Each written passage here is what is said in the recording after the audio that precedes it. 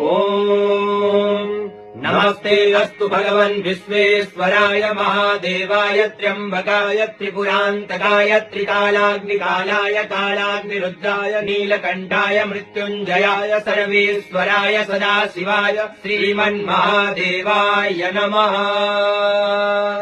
ॐ नमस्ते अस्तु भगवन् विश्वेश्वराय महादेवाय त्र्यम्बकाय त्रिपुरान्तकाय त्रिकालाग्निकालाय कालाग्निरुद्राय नीलकण्ठाय मृत्युञ्जयाय सर्वेश्वराय सदाशिवाय श्रीमन्महादेवाय नमः।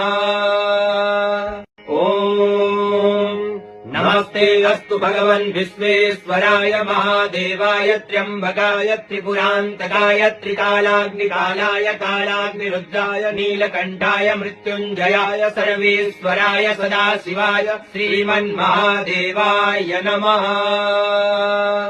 ॐ नमस्ते अस्तु भगवन् विश्वेश्वराय महादेवाय त्र्यम्बकाय त्रिपुरान्तकाय त्रिकालाग्निकालाय कालाग्निरुद्राय नीलकण्ठाय मृत्युञ्जयाय सर्वेश्वराय सदाशिवाय श्रीमन्महादेवाय नमः। ॐ नमस्ते अस्तु भगवन् विश्वेश्वराय महादेवाय त्र्यम्बकाय त्रिपुरान्तकाय त्रिकालाग्निकालाय कालाग्निरुद्राय नीलकण्ठाय मृत्युञ्जयाय सर्वेश्वराय सदाशिवाय श्रीमन्महादेवाय नमः।